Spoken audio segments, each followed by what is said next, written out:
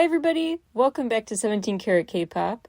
I am so excited to talk all things TXT's new album, and their new era, minisode 3 Tomorrow, and The Little Prince, the story that inspired it. There's so much ground I want to cover, both of the novella that inspired this era, The Little Prince, and TXT's story. Parallels thematically to The Little Prince feel obvious and frequent throughout their discography in hindsight. So I want to tackle new and old material through a new lens. So I'm going to start with the story of The Little Prince. And as I do, I will have it annotated. I will call attention to details about the story that remind me of TXT's story, their music video world. A refresher about that is in the episodes and articles linked to in the episode description. Some of these things that came to mind as I reread The Little Prince are very clearly, you can see those parallels. Other cases very much betting on coincidence. But why not throw them all into one big conversation? It's so cool how their story can be read in a million new ways every time they incorporate another literary inspo into it. The Little Prince I personally love. It's a picture book and quite profound. The story kind of has a meta premise because the author, Antoine de Saint-Exupéry, had a career as a pilot and wasn't very good at it. He was an adrenaline junkie, so into going out there and being adventurous, as he would put it, reckless as others would. He was very proud of his French heritage and really wanted to contribute to the war effort in France in the 1940s. He was seen as quite a liability to the war effort, not an asset. He kept crashing his plane. He kept getting lost. He would end up at the wrong locations. One time he messed up so bad, he ended up stranded for days before he got his bearings again.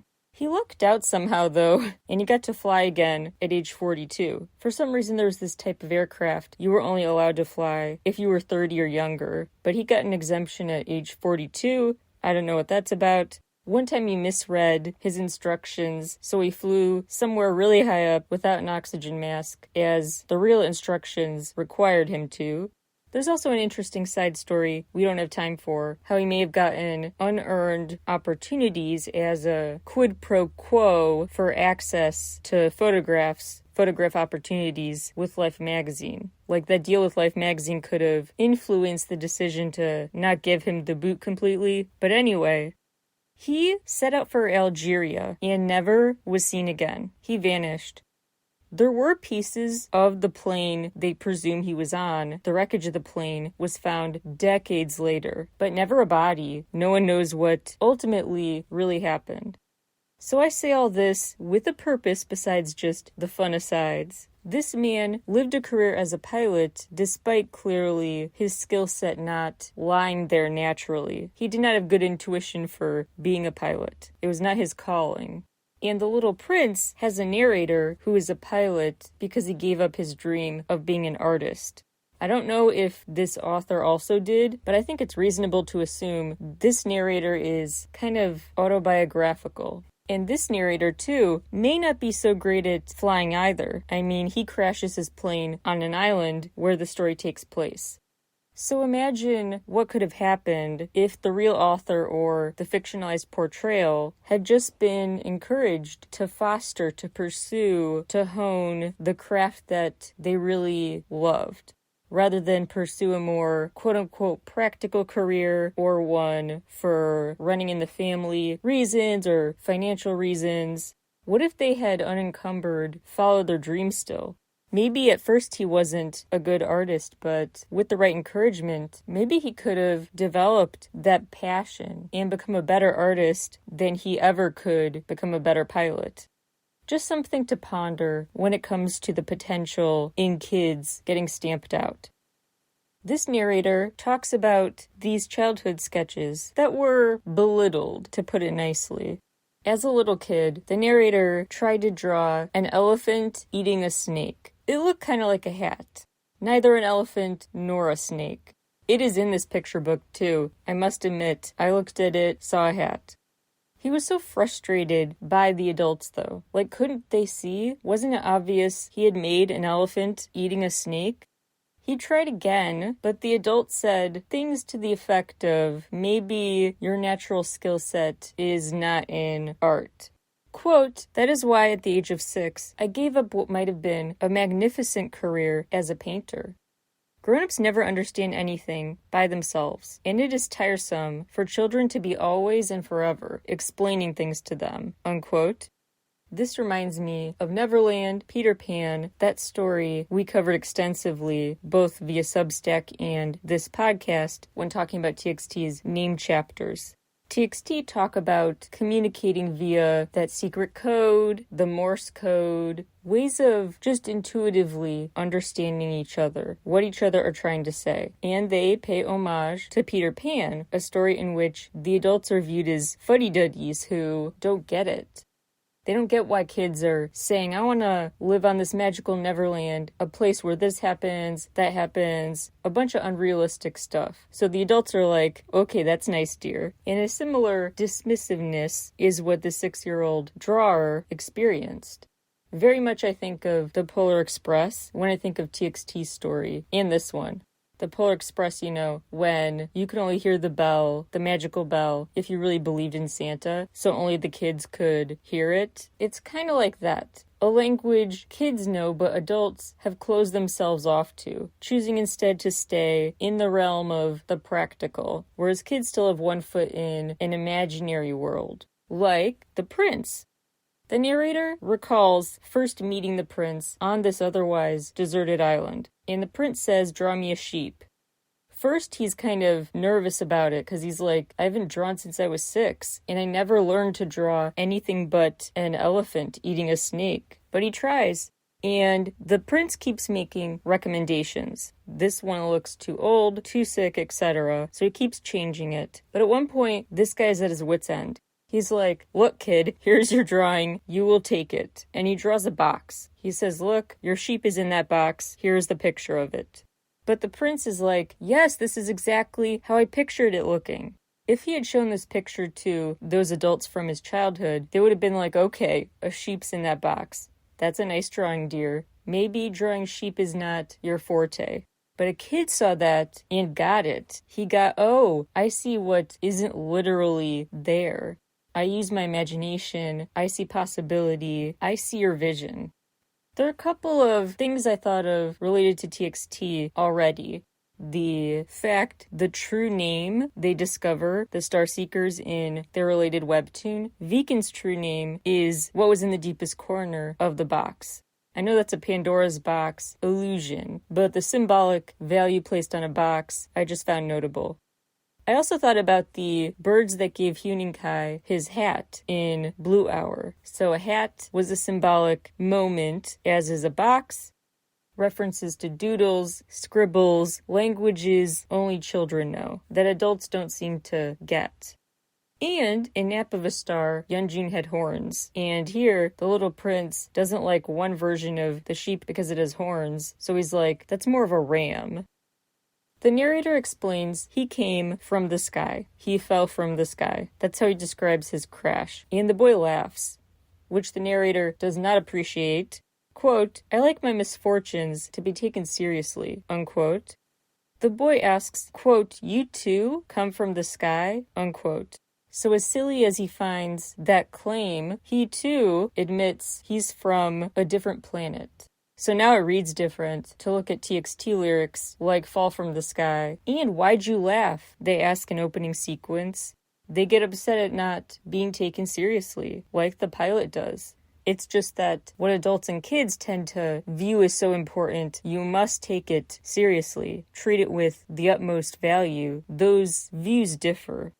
The boy wants his sheep to be taken seriously. The pilot wants his backstory. The narrator suggests drawing a string to tie the sheep in place. But the boy says, quote, straight ahead of him, nobody can go very far, unquote. It's interesting because the pilot is searching for an escape from the island, a clear direction, and he wants answers. This boy spends all day asking why, like a little kid tends to do, asking this adult a bunch of questions or giving non-answers, making irrelevant comments as the pilot tries to talk to him.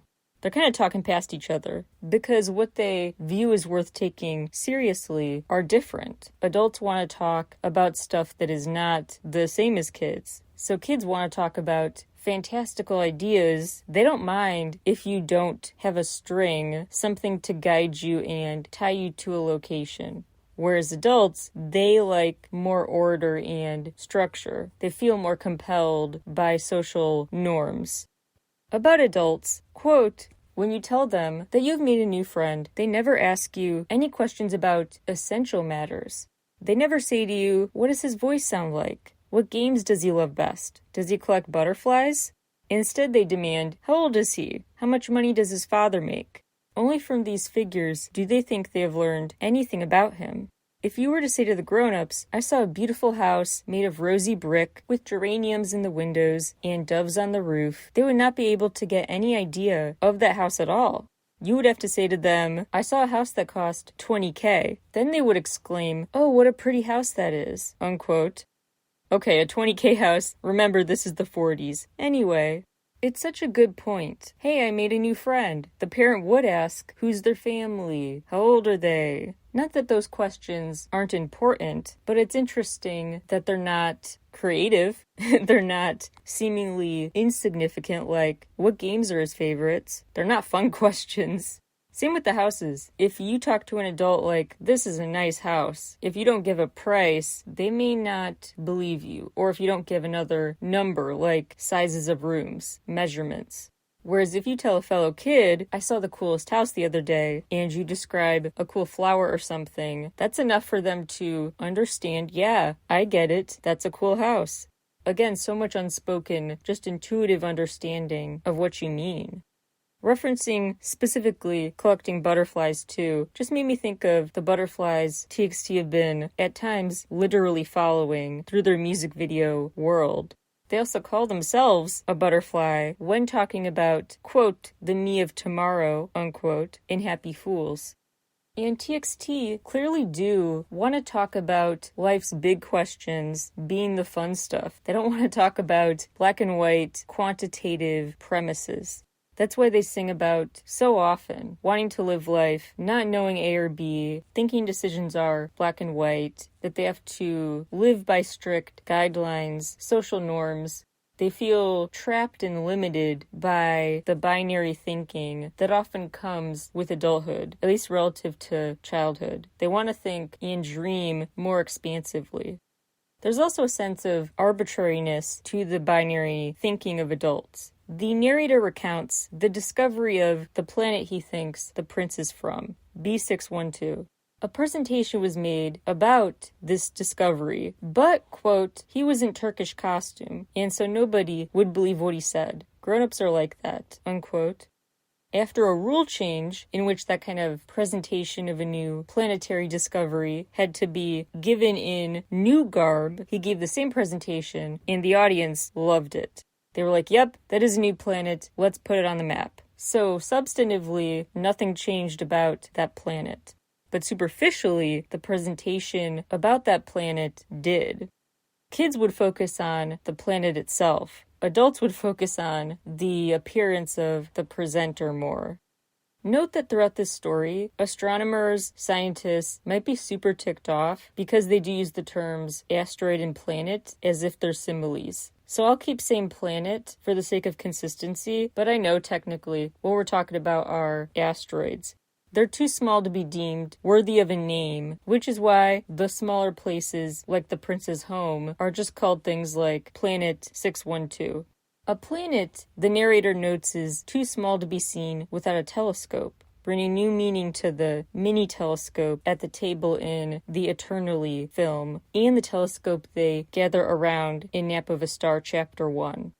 The narrator explains the reason he is going to tell the audience about his old friend and the time they spent together on the island is to preserve the memories of the special friend who taught him so much, because the underlying theme is the wisdom of children and how sometimes they're smarter than the adults. They're more insightful than they get credit for. Big theme in TXT's Neverland era as well, and all their stuff, valuing young people. So the narrator says he wants to preserve the memories of this cherished relationship, bringing new meaning to TXT's Can't You See Me lyrics, quote, gone in a dream, abandoned island, that forgotten memory, unquote. The way they talk about memories being painful to relive, That takes on new meaning when they sing about seeing you in the memory. In opening sequence, quote, "You in the faded film, stay for me, I can't get used to it, I cry." Put a pin in that for later, the reference to memories leading to tears, crying. Day 3 of being on the deserted island. The prince asks what to him is such an urgent question. Do sheep eat little bushes? The narrator says yes, so the boy then asks an important follow-up question. Can they eat big bushes and things like baobabs?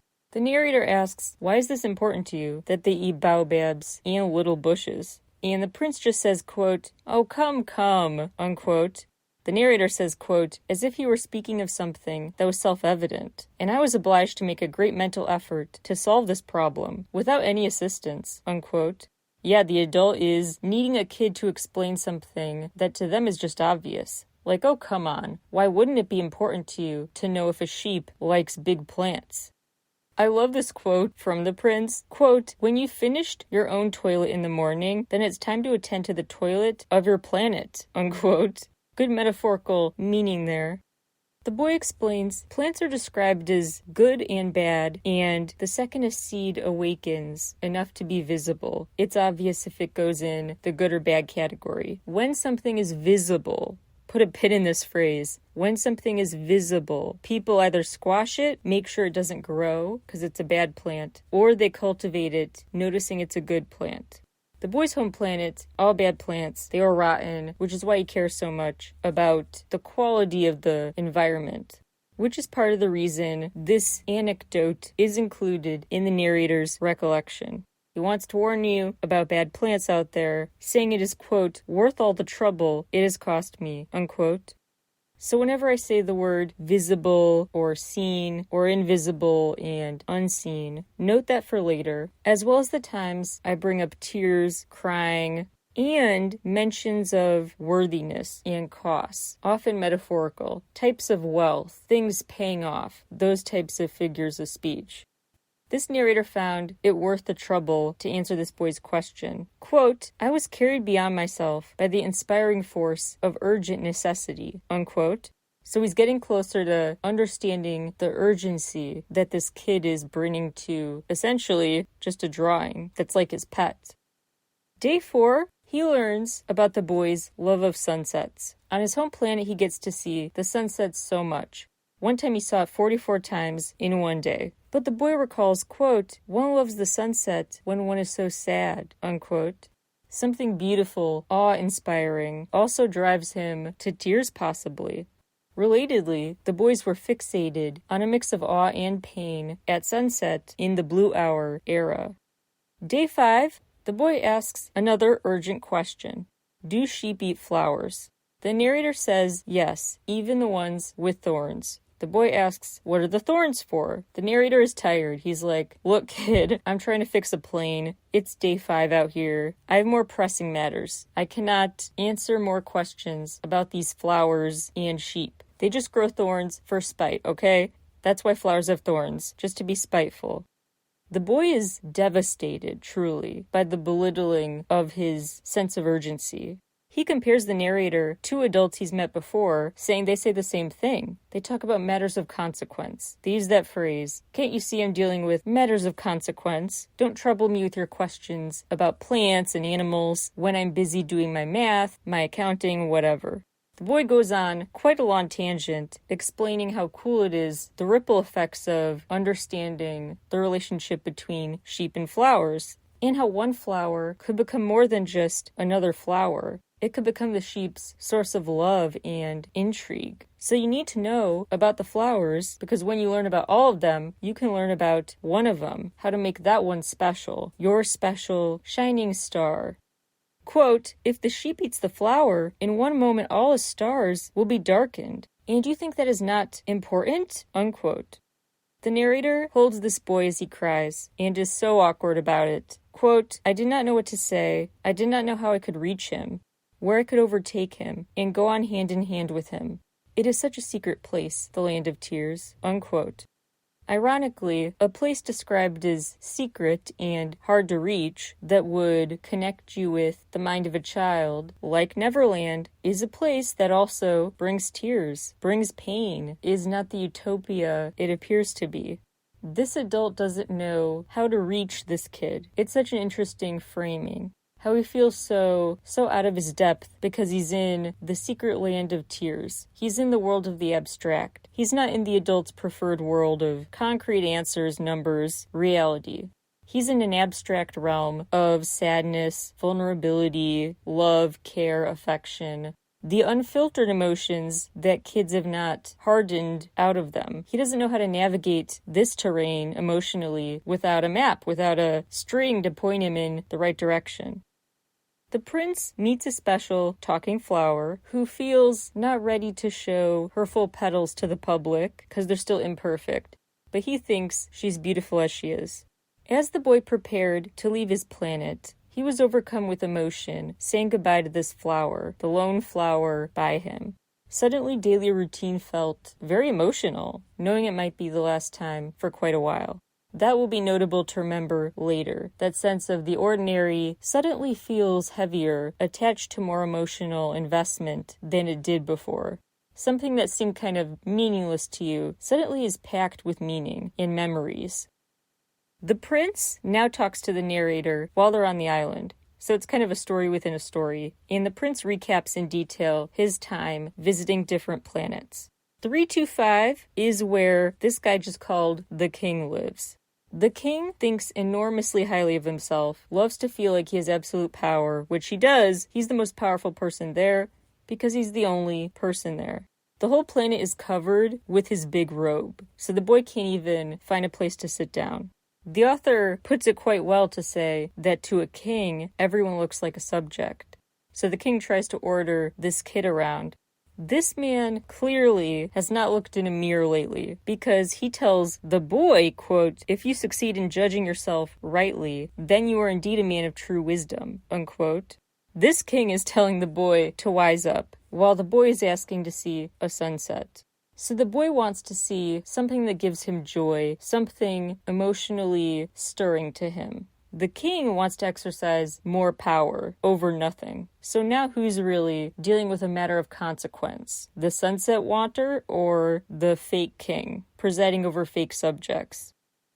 At one point he does mention this rat that lives there and tells this boy, "You can be my minister of justice, sentence him to death, but then mess with him, keep him alive, he's good company." But repeatedly, death penalty again, and then revoke it. Quite a mind trick they were going to do to this poor rat. Planet 326. This is owned by the conceited man. That's what he's called. To the conceited man, everyone is a fan. So he treats the boy like one.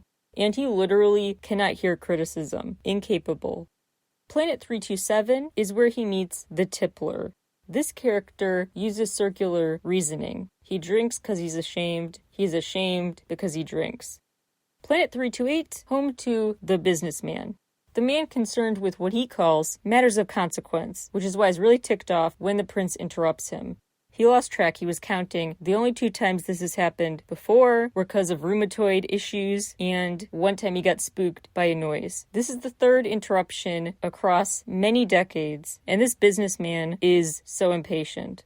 He's counting. The prince interrupts to say, "Of what? Millions of what? What are you counting?" The businessman wants him to go away and says stars to get him to shut up, basically. But interestingly, he forgot what the word was. He had to describe it with context clues, and the prince got him to say, "Yeah, stars, that's what I'm talking about." And he says, "They're mine, that's what I'm counting, so I can collect them." And he wants to so he can be rich. And he wants to be rich so he can buy stars. Again, circular reasoning and a desire to feel on top, prestige-wise, for no greater reason than to have the tangible, substantive sense of ownership, superiority. Planet 329 is where he meets the lamplighter. The lamplighter just says good morning, lights a lamp, good afternoon, turns it off. Or good night, rather. Because a day there lasts a couple seconds. When he has to turn a light on in the morning, off at night, that's all he does every day. The The prince finds this pointless, but the guy who's just doing his job, following orders, he doesn't stop to think about a bigger purpose this routine ought to have. And the boy says, well, at least what he's doing is beautiful, and that makes it useful. Quote, when he puts out his lamp, he sends the flower or the star to sleep. That is a beautiful occupation, and since it is beautiful, it is truly useful, unquote. Note that again, he's talking about the stars, and it's beautiful when you put out the light.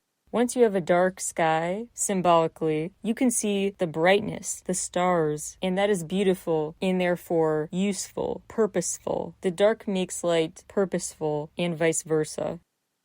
What else makes life purposeful, though? Companionship. And this lamplighter cannot have that. The boy has to move on, can't stay there, because there's no room on this tiny planet for two people to live. But, quote, what the little prince did not dare confess was that he was sorry most of all to leave this planet because it was blessed every day with 1440 sunsets, unquote.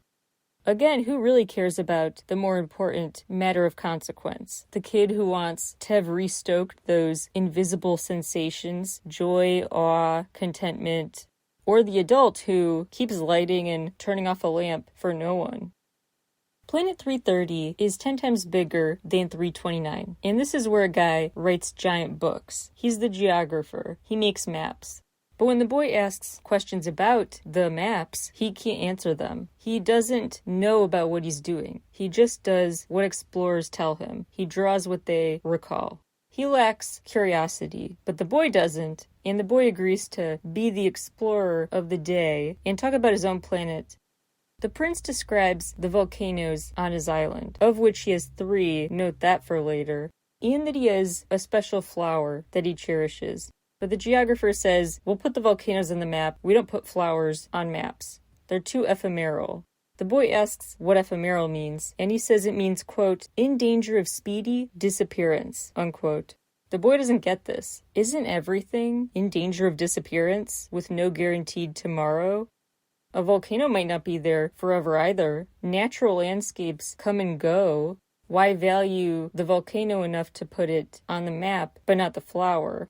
The adult is using the terms big and small, like it's too small to fit on a map, in a more literal context. Whereas the kid hears the word big, and he's thinking about presence, the abstract view of this is big. And the flower to the boy is just as big of a deal as the volcano.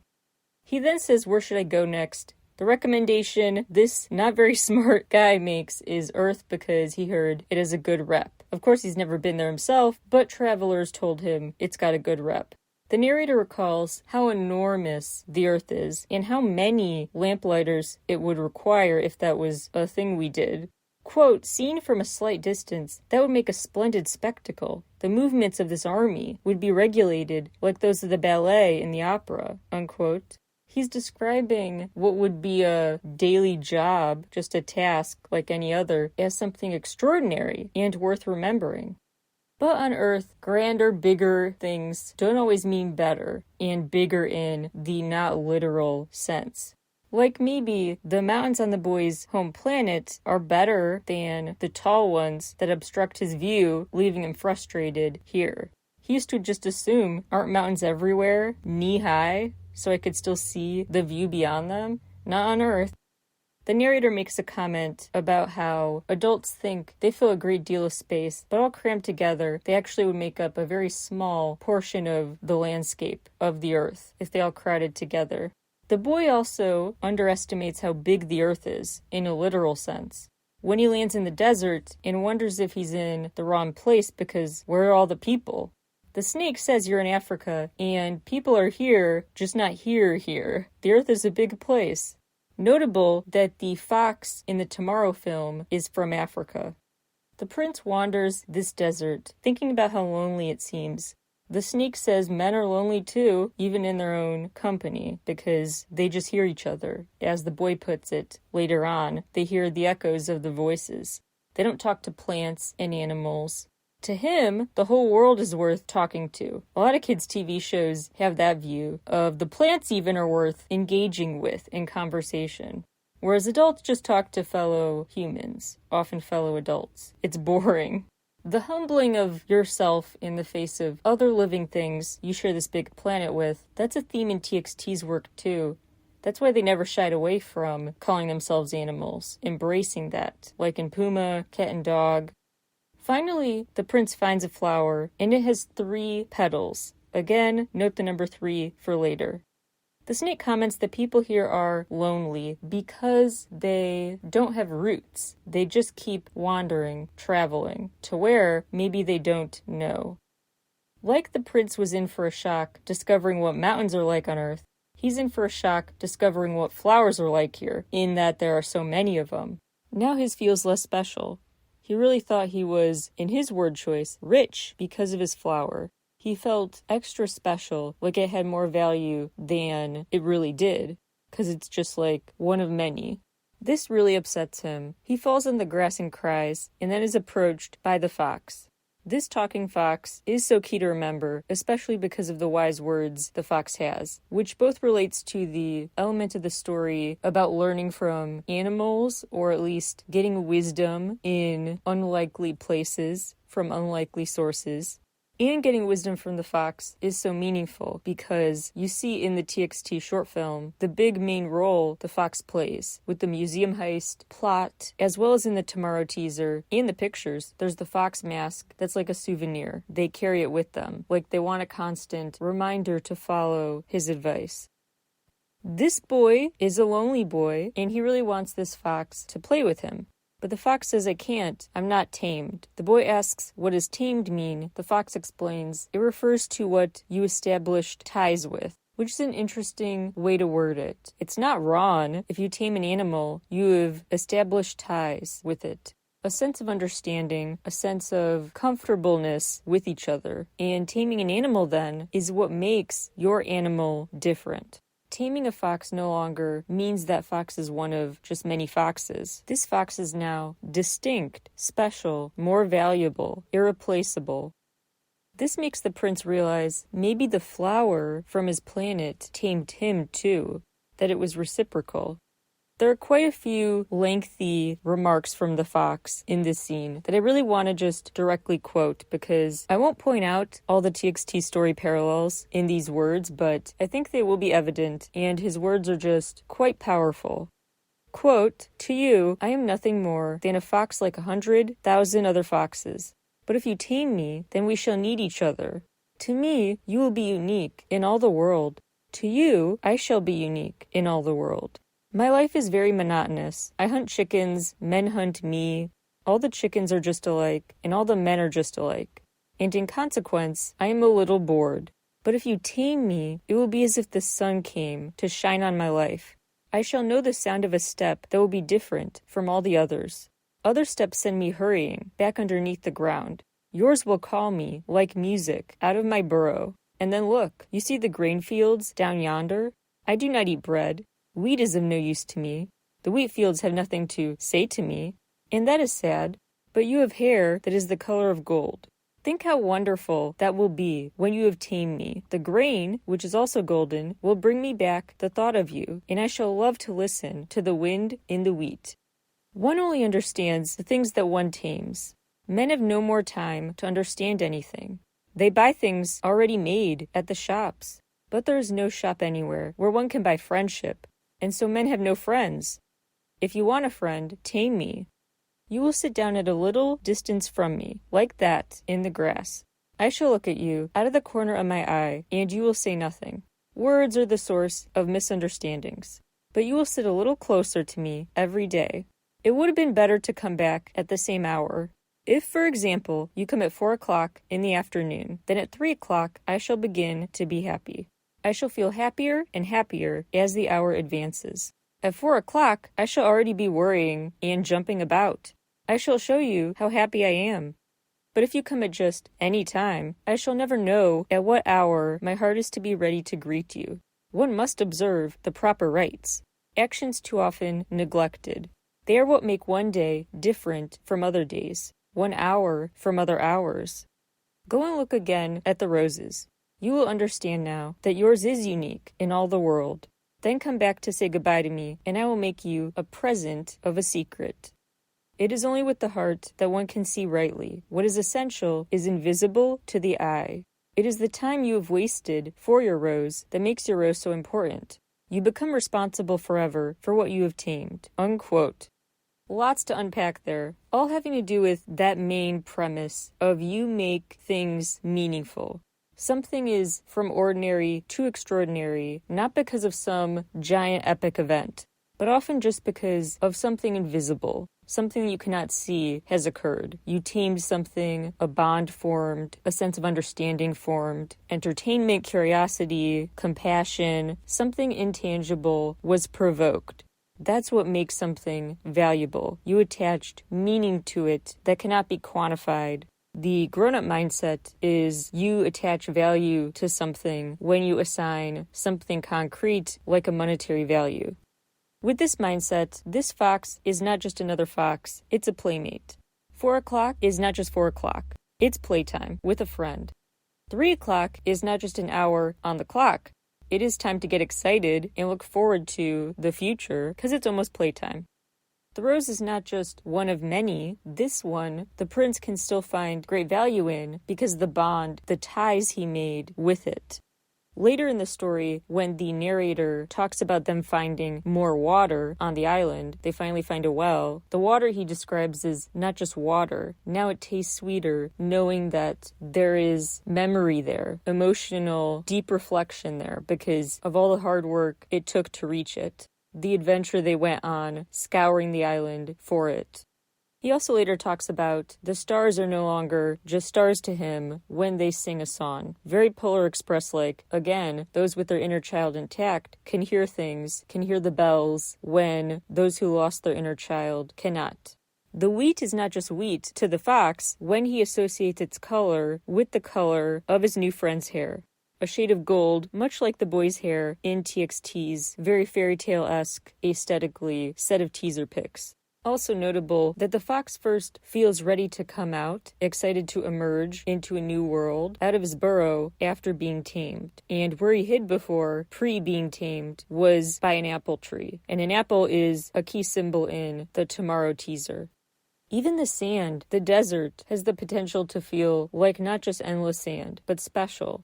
The narrator at one point tells a short story about, as a kid, a legend he heard was about buried treasure there, that no one ever found, but that sense of mystery, intrigue, suddenly made where he stood feel special.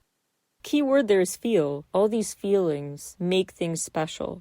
The specialness, though, also opens up your soul, what can't be seen with the eyes, to pain as well as pleasure once you tap into that softest emotional core.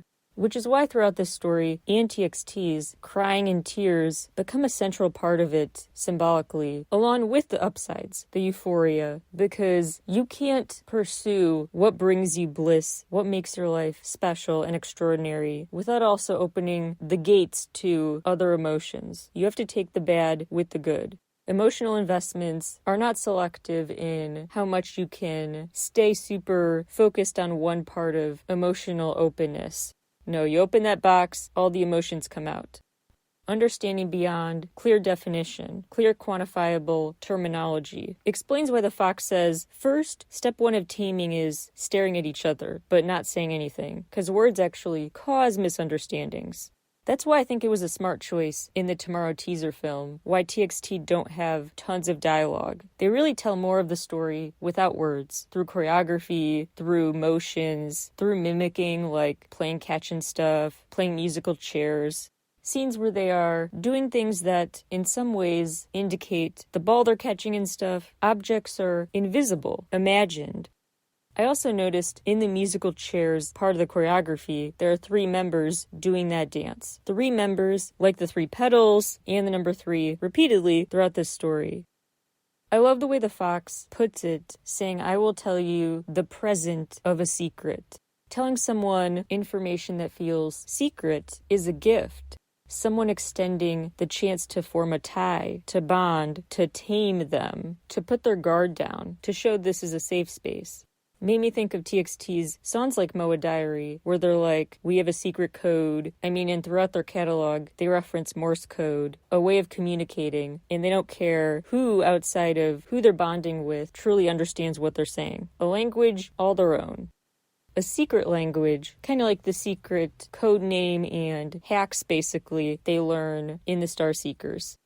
The word choice of forever also I noted, because when the fox says forever, you're responsible for what you tamed. That I interpret as talking about the sense of a memory never fully leaving your mind. You might feel like you completely forgot something, but part of your mind, part of your emotional state will forever react and be changed by what you tamed, by what you put yourself out there emotionally to connect with. That's why TXT always sing about eternity and eternal feelings and sensations they have realized they will always carry. And in the new song Deja Vu, they sing about anemoia, a term for nostalgia for something you never experienced, you have no memory of experiencing. One more notable thing about the fox's commentary. The fox said you can't buy this type of relationship. And that sense of money can't buy you these relationships, these priceless parts of life. That's been a routine theme in TXT songs too. That's an idea further explored in one of the many short stories that's a part of this story. The prince tells about a time he talked to a merchant who sold special pills that would save you time. He doesn't explain how, the book doesn't go into it, but it adds up that every week you would save an average of 53 minutes if you took these pills. 53 minutes, like 5:53, the time TXT saw the sunset in Blue Hour. The prince doesn't get why you'd want to do this if you don't know what it's for. If you could have more time, would you take it? You'd probably say sure, but do you know why? What are you going to do with that extra 53 minutes a week? Would you really spend it doing something extra meaningful, like pursuing bonds with other people, or sources of joy, contentment, those abstract ideals? Or would you spend it doing what grown-ups view as the most important, getting more work done, more concrete, right in front of you tasks? The prince also wonders, in a separate anecdote, where people are going. He was talking to a train operator who was explaining, I don't know where these people are going. I just operate the trains, but they're always going somewhere new. Lots of travel, but maybe no destination. That go, go, go way of life, without a sense of a greater purpose, without taming anything, emotionally investing in something. The prince finds that quite strange and a missed opportunity. Their big dramatic exit from a train to the forest in Magic Island, the short film part 4, when they get off the train that rushed through the trees, pretty notable. Now it's day 8 on the island, and the narrator realizes they need water. This is before finding the well. I just told that part of the story earlier. It made more sense in context of the fox's lessons. Anyway, they need water desperately, so that's all he's thinking about. But again, the prince, his priority is something else. Something probably that would be deemed more impractical, considering the dire circumstance. He's focused on reflecting on his time with the fox, grieving its end. Quote, "It is a good thing to have had a friend, even if one is about to die," unquote. After the narrator shares his anecdote about what made desert sand beautiful and special to him, which was the mystery of hidden treasure, he realizes a lot of scenes' beauty comes in those invisible things, those possibilities that you see in them. Like the desert, the narrator realizes this prince is special to him because of what's inside. Quote, "As the little prince dropped off to sleep, I took him in my arms and set out walking once more. I felt deeply moved and stirred. It seemed to me that I was carrying a very fragile treasure. I said to myself, what I see here is nothing but a shell. What is most important is invisible. What moves me so deeply about this little prince is his loyalty to a flower, the image of a rose that shines through his whole being like the flame of a lamp, even when he's asleep. And I felt him to be more fragile still. I felt the need of protecting him, as if he himself were a flame that might be extinguished by a little puff of wind," unquote. The image of a rose as if it shined through him like a lamp. Something beautiful like the lamplighter in action. Something like the TXT members in past eras holding flowers on fire. And in this new Deja Vu video, where their memories of that motherly figure are aglow, like inside out, she is glowing. And in Deja Vu, they sing about flaming rain. This fire within them all over now. They see it everywhere. That spark, metaphorically. Note the use of the word shell, too. Like he's a shell, his true essence is a soul, not about a body. Which made me think of all the times the TXT members have seemed to change physically, like staring at a past version of themselves in a ditch. Other short films, too, show they transition to a different version of themselves, like they dissociate from an unconscious version. They have moments where they kind of separate from conscious and unconscious selves, like Yeonjun in The Meadow, and he also seems to, one version of him, go unconscious in the new teaser too, or be asleep.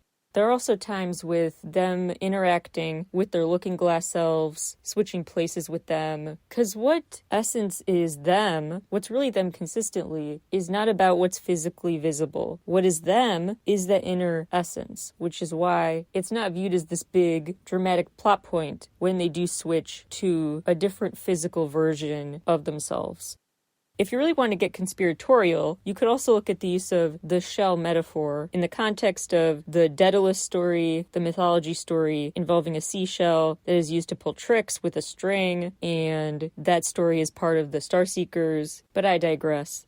After they get the well water and remark about how sweet it is, extra sweet because of the journey it took to get there, to find it, the narrator takes those rough drafts out of his pocket, his old drawings, meaningfully he's kept with him all this time. The boy laughs and thinks some of the plants he drew look more like cabbages to him now, and he playfully criticizes the fox drawing. But then he says, don't worry, quote, children understand, unquote. That's interesting because it indicates both that reassurance that grown-ups feel they need to explain too much practically, but kids just intuitively understand what your scribble was meant to be or quickly just accept your explanation. And the fact the image changed what it looked like to the boy. Now he's saying it looks like a cabbage. The boy's view of it changed. Reinforcing that message about what things are and what terms are used to define them are more arbitrary, more transient than we think. Things are more relative than we think. We have the power to redefine them more often than we think, which is how he can make his life feel more special. The boy gets kind of sheepish and embarrassed when the narrator indirectly sort of finds out you ended up on the island by accident and you're homesick. That seems to be what he concludes. And the boy is like not concerned with questions of where are you from. That's a boring question to a kid. He's like, go back to fixing your plane engine. The narrator says, quote, I was not reassured.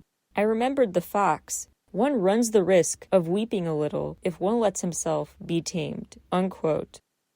He gets it now. One risks weeping, entering that secret land of tears, your most vulnerable state, when you let yourself be tamed. When you have to unconditionally let your guard down, let others into your life, which is needed to add meaning to it, but does just inherently come with risks of pain as well. The boy is pretty much gearing up to go back home. The engine is fixed, the pilot can leave too. The boy sits on this wall, gets scared by a snake, and falls off, but is caught in the narrator's arms, where he gives final words of wisdom, including, quote, the thing that is important is the thing that is not seen. It is just as it is with the flower. If you love a flower that lives on a star, it is sweet to look at the sky. All the stars are abloom with flowers, unquote. He promises to laugh. His laughter is what the narrator wants to hear again before he sets off, that intangible, invisible present. The prince reassures him he'll keep laughing, even after he goes, and his soul, spoiler alert, moves on to live among the stars. He leaves his physical shell, his soul lives as a star, laughing at night to make the song of the star feel unique for the narrator. Quote, all men have the stars, but they are not the same things for different people. For some who are travelers, the stars are guides. For others, they are no more than little lights in the sky. For others who are scholars, they are problems. For my businessman, they were wealth. But all these stars are silent. You alone, will have the stars as no one else has them. In one of them, I shall be laughing. You, only you, will have stars that can laugh. And when your sorrow is comforted, you will be content that you have known me. You will always be my friend. you will want to laugh with me, and you will sometimes open your window, and your friends will be properly astonished to see you laughing as you look up at the sky. Then you will say to them, yes, the stars always make me laugh. It will be as if, in place of the stars, I had given you a great number of little bells that knew how to laugh." Unquote. TXT's Dreamer with Memories of Stars lyric hits different now, as does their lyrics about the devil by the window. Now they have a source of wanting to open the window and see something that offers true joy. Peter Pan offered fake joy, a fake high that couldn't last, because it didn't come with a downside, a rain that would make a rainbow authentic. What happens now when a character opens a window is they see something that brings laughter and smiles to them for fond memories, and sorrow for the fact those memories are over. One more monologue I really love and want to quote from the narrator. Quote, "For you who also love The Little Prince, and for me, nothing in the universe can be the same if somewhere, we do not know where, a sheep that we never saw has eaten a rose. Look up at the sky. Ask yourselves, is it yes or no? Has the sheep eaten the flower? And you will see how everything changes. And no grown-up will ever understand that this is a matter of so much importance. This is to me the loveliest and saddest landscape in the world. It is the same as that on the preceding page, but I have drawn it again to impress on your memory. It is here that the little prince appeared on earth and disappeared. If you should come upon this spot, please do not hurry. Wait for a time, exactly under the star. Then, if a little man appears who laughs, who has golden hair, and who refuses to answer questions, you will know who he is. If this should happen, please comfort me. Send me word that he has come back." Unquote. So the narrator's final plea is, hey, if you see this prince, let me know he's back on Earth. And make sure you ask the important questions the prince would want you to, like, do sheep eat flowers? That is of so much importance. That is a matter of consequence, more than things that have no emotional ties to you. So, in summary, The Little Prince starts out where a pilot talks about giving up dreams of being an artist because adults viewed him as lacking potential. They literally and metaphorically didn't see that potential. So, because they couldn't actually see it, they thought it must not be there. He ends up on an island writing about his memories of the little prince who changed his worldview, made him see potential in his unconventional artwork choices, made him see and remember the magic of anything from sand to a flower to a star, told him stories about the real questions of consequence and the opposite ones the people he met on different planets asked. The prince taught him about the importance to literally stop and smell the roses, appreciate what's around you, ascribe meaning to it today that will make tomorrow meaningful, rather than meaninglessly going through daily motions. The boy taught him matters of consequence have to do with things that ought to be valued at least as highly as things that are traditionally called matters of consequence. After all, what's more really consequential? What the fake king is up to, what the fake celebrity is up to, what the lamplighter's doing, the map maker drawing stuff but omitting things that might be kind of arbitrarily omitted, the tippler, the pill seller selling pills to people who don't really know why they want the pills in the first place, the train conductor who's guiding people to destinations and not really caring what those are. Or is it a bigger matter of consequence? What happens to the fox, the flower, the view of the planet deemed too insignificant to give a real name to, the sunsets that trigger joy, those parts of the boy's life? What is really more meaningful? And that coming from an innocent, open, not cynical, childlike perspective, that changes everything about a mindset. Suddenly, things that matter don't, and vice versa. Things go upside down, and you realize your priorities might be all mixed up. That what you were seeing was nowhere as important as what you couldn't see, like a body not being nearly as important as the soul, the stars not being nearly as important as the laughter you associate with them. Parallels to TXT's past stories include the connections, the ways it relates to themes in Peter Pan, like how kids run the show, kids seem to know more about what's really important than the adults.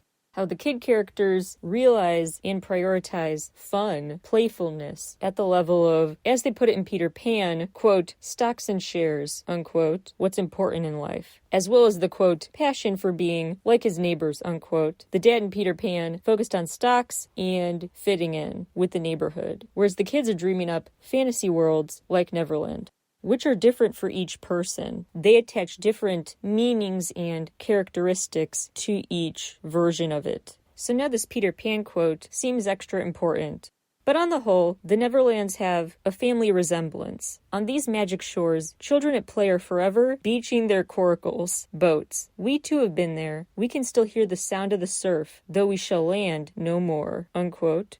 About being ready to fall from the sky, they hit different now too. Like, quote, no one can see the stars. A paradise full of lies. I wanted to turn a blind eye. I hoped for endless flying. Everything that was beautiful, I know it's not true. The paradise of irresponsible dreams. Time to fall, unquote. Neverland sold them a fake paradise, a mirage of what kind of ideal life is actually there. As they mature, they realize there are super valuable things they learned in Neverland. Those values they do want to take with them, keep in the freefall era. But they have to take those lessons from Neverland and add conditions that Peter Pan would not. Peter Pan didn't have a source of true contentment for them because he offered happiness without pain, ties without true depth, a bond without a real bond, extraordinary moments without explaining how those had roots in ordinary ones. Now a more long-lasting, in-depth, meaningful, layered happiness and contentment comes from them not following Peter Pan's lead, but their own leads, taking charge, redefining their own realities, while accepting they are forever dreamers with those memories of stars, as they sing about in Dreamer, which is played a bit in the new Tomorrow teaser video. They sing about embracing this endless journey. Quote, now I found it, the star that waited for me, far away. Rediscovered name, chasing dreams, an adult who doesn't dream, and a boy with nothing but dreams. Between the common fork in the road, I'm gray. Even when it gets dark, the starlight is shining, one step closer, following the light, unquote. As they do, literally, in some black and white moments in the Deja Vu video, there is a sole spark of light that really stands out amid the black and white. In the song Deep Down, they reflect on now seeing their horns as a crown, a metaphor for a very relevant concept in The Little Prince, of redefining what's already there. You find true happiness from making something that's just real and concrete from the world of grown-ups into something magical. That's what you do by redefining it, seeing it differently, having the courage and creativity to see it differently. So they're able to take the horns of their daily life and say, no, those are crowns. I've got this. And then what they're doing feels more purposeful and something they're capable of. The Deja Vu video starts with a text on the screen, quote, since some things are precious but invisible to the eye, we forget them as life passes by, unquote. And they get reflective in Deja Vu, quote, the Morse code amidst the ruins, an old promise, not knowing the reason of my tears. You and I under the starlit promise, before our dust-piled crown.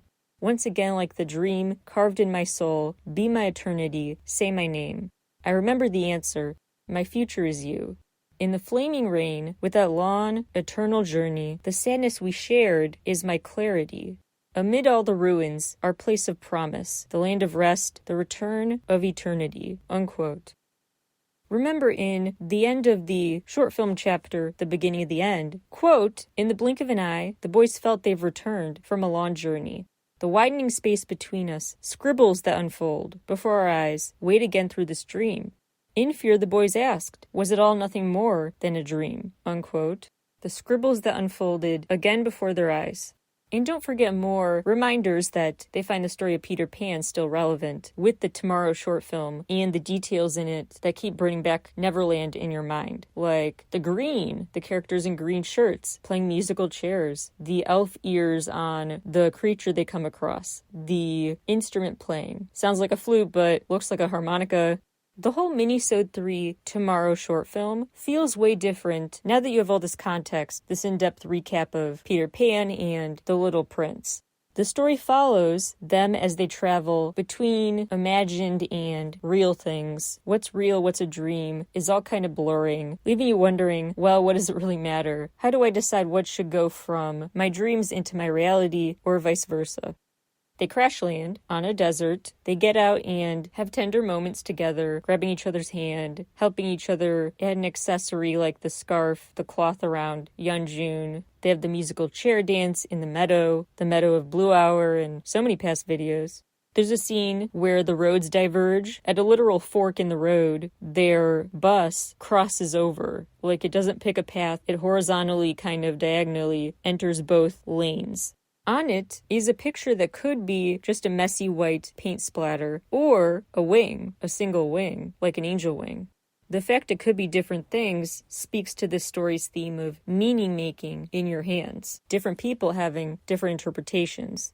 The text on the bus says, quote, "We made a promise when we were very young. That's the reason I have to live for tomorrow," unquote. The desert, the musical chairs, the green they wear, the meadow, the literal fork in the road, the scenes with the golden hair in the golden field, where there's this toy wooden airplane they play with. There are also scenes involving roses protected in glass cases. There's the museum heist using the instrument to play a magic song that lures their friend to them, tames this person. They become kings themselves by making their own crowns. At first, Huening-Kai's looks very homemade, just like a collage of paper put together. They later lose track of the cat, but lock eyes with the creature again as the world is kind of a blur around them in what kind of looks like the frozen over shopping mall of the Chaos chapters. If not, it's like a subway station. Either way, meaningful setting where all the passerby are a blur and they only have eyes for this character they tamed that they've never stopped waiting for, and vice versa. The end credits start as the close-up focused on is the tipped-over chair from the musical chair-themed choreography. I'm gonna really fast whip through the rest of my big takeaways. There's a high-speed chase, both in Good Boy Gone Bad, and a high-speed motorcycle ride in the Sugar Rush Ride Japanese video, and now when he's trying to escape with the creature they tamed. In one scene, 4 of them have crowns, while the 5th, Huening-Kai, has an eye patch with a heart on it.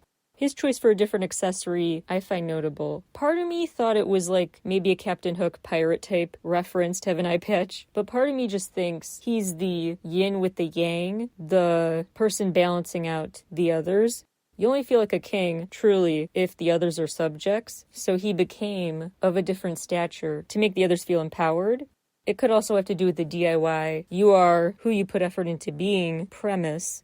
It also made me think of the loser to lover reframing of the marker used to sign the cast, the arm cast previously. That redefining yourself on your own terms in a shade of red, matching the shade of red on the number on the side of the bus. Plus there's a reference to the crimson sky in Devil by the Window. The scratches on Yeonjun are notable both because those were there in past videos involving this creature he locked eyes with and communicated with without words, and because they represent that love comes with pain premise. He's been through the ringer emotionally because of his emotional tie. The members show their sense of feeling small and insignificant at one point when it looks like they're just characters in a book, and a giant person closes the book on them. And there are times throughout the video where it is like stop motion or pop-up book type slowed down pacing, like they are in the dream, that preserved in memory recollection, that story, not the present moment. They are characters. Several times in this video, you will see the "come at 4 in the afternoon and I'll be happy by 3" quote, spoken and written to emphasize it. In a super notable moment, Yeonjun takes that paper that says it, crumples it up and throws it, which seems to trigger the sound of breaking glass, and that's when the transition goes to the scene where the members are breaking into that museum exhibit with their friend they've tamed. The emphasis on the word "you" has been part of the work before, like in Dear Sputnik, quote, "In a crumbling world, I found a star called you," unquote.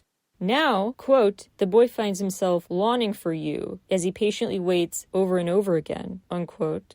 When this line is said, Yeonjun is walking up a staircase, and you see on the wall 2 shadows, one going up, one going down. So you're left to interpret who the other person Yeonjun is with is. Maybe it's this undefined you that you, the viewer, defines. You too are invited to add your own meaning to this, to make it meaningful. Taehyun wears this dressier outfit than the others in one scene. Draped on top is a layer that looks like it's made of thin paper, kind of like paper snowflake art, only star-shaped. Looks like a kid's art project, giving it the meaning both of that childlike, DIY, creative, uncaring about looking prestigious mentality and the star symbolism that is core to the brand and this story. Small but noticeable thing, Beomgyu looks way paler than usual at the bus stop, and I think that's intentional, and it made me think of when it was like the life of the prince felt sucked out of him, like he'd become a shell carried by the narrator. The street sign, the road sign, by Beomgyu, has dots filled in for certain TXT album titles. Tomorrow and Temptation, connecting the Neverland and this new era once again. Hyunin Kai at one point is eating a burger, and I know that sounds like it has nothing to do with anything, but stay with me. 3 guys, there's the number 3 again, enter a restaurant, and one of them works there. It seems like a different Yeonjun, like one version of him is still in the other side of the mirror world, through a literal mirror. This Yeonjun in reality still is working in the restaurant and makes a burger. Notably, when Hyunin Kai had that burger earlier, he wore a baseball cap. Then, playing musical chairs, a baseball cap is looped on his belt loop, so he has it on him. So he keeps a token with him that seems not meaningful, but remember, you add meaning to certain things in your life. That has value to him. This hat that he keeps on him when playing a childhood game and when talking about where he's from, that planet B612 in the burger scene before. Similarly, we see that Yeonjun is in a scene with a burger, making it, while there's a back and forth to seeing him in the other side of the mirror with his gold crown. So as he reflects on memories of days of channeling his own little prince view of the world, the memory triggered has ties to Hyunin Kai's memories. Remember, once you tame something, once you bond with something, it never leaves you. That eternity they speak of, lots of signs of it here. The ways they're connecting past eras to the present and to each other. So sometimes if you don't get what a specific symbol really matters, the biggest detail is the fact that they are connected. That some sign, some object, some look seems to trigger one in a different member. The way their intuitions are in touch with each other, they've opened themselves up to the same secret land of tears and vulnerability. That's the main key to remember. They're all in that emotionally open, youthful place together. What is making their tomorrows meaningful? Being together. Thank you all so much for checking out this deep dive. I have even more I could say, but I'll cut myself off now. Feel free to share your thoughts and theories with me, and read the essay for more of my takeaways in the episode description. Thank you all so much, and I'll talk to you all again before you know it. Bye, everybody!